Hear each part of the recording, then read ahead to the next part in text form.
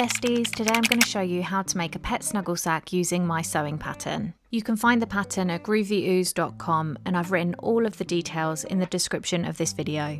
The pattern includes 4 different sizes from small to extra large. Today I'm making the size medium, but the construction stays the same for all sizes. Start by printing and assembling the sewing pattern, and then cut out the size that you'd like to make.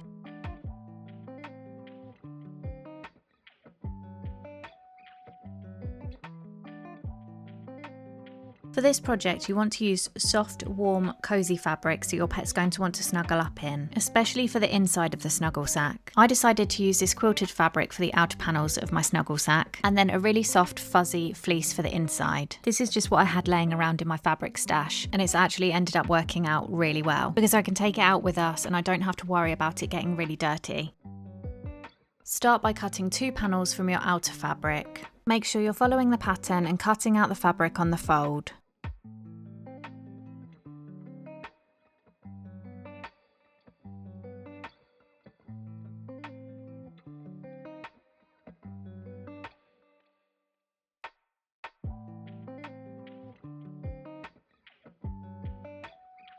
Once you have 2 panels cut out of your outer fabric, cut 2 panels from your lining fabric.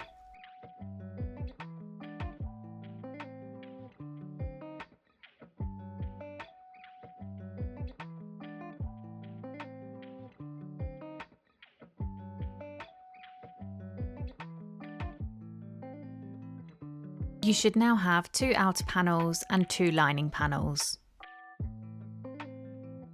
Place the 2 outer panels right sides together so the pretty sides of the fabric are facing each other.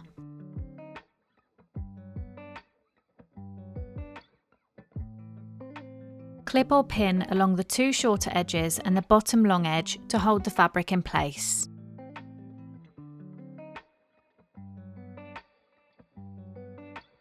You can leave the top edge unpinned, as this is going to be the opening of our snuggle sack. Using a regular straight stitch and a 1/4 inch seam allowance, sew down those 3 edges that you've just clipped or pinned together, backstitch at the beginning and the end. Now take your 2 lining panels and place them right sides together so the pretty sides of the fabric are facing each other. Just like you did for the outer panels, clip or pin down the 2 short edges and the bottom long edge. The only difference with the lining panels is you're going to leave a gap of about 4 inches along one of the side edges. This area will remain unsewn and will be used for turning later. Using a regular straight stitch and a 1/4 inch seam allowance, sew along the 3 edges you've just clipped together, leaving the gap at the side for turning and the top long edge unsewn. Backstitch at the beginning and the end. To reduce bulk when you turn the fabric right side out, I recommend trimming the seam at the corners. Cut straight across as close as you can to the seam without cutting through the stitches. You can do this for the outer panels and the lining panels.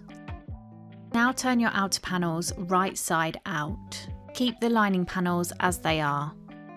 You can either use your finger or something with a pointy end to push out those corner seams. Once your outer panels are facing right side out, take your lining panels and carefully place the outer panels inside the lining. You'll now notice that your fabrics are facing right sides together. Now match up the side seams and align the raw edges at the top of the opening. Use clips or pins to hold this in place.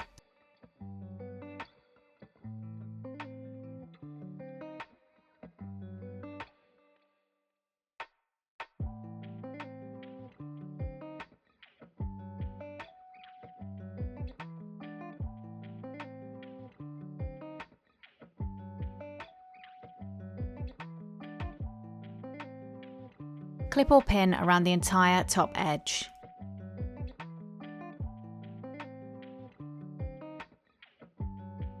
Using a regular straight stitch and a 1/4 inch seam allowance, sew around the entire top edge, backstitch at the beginning and the end.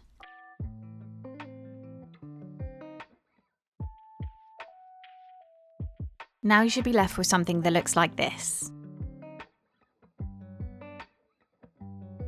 Now you're going to pull out the entire snuggle sack through the gap that you left in the lining.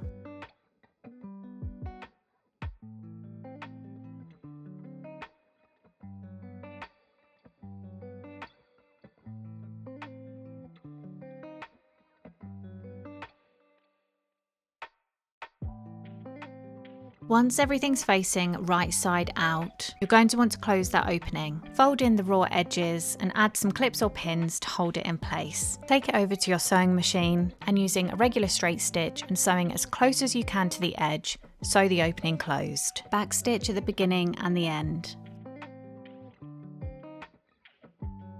Now all that's left to do is to push the lining fabric into the outer fabric and your snuggle sack is complete.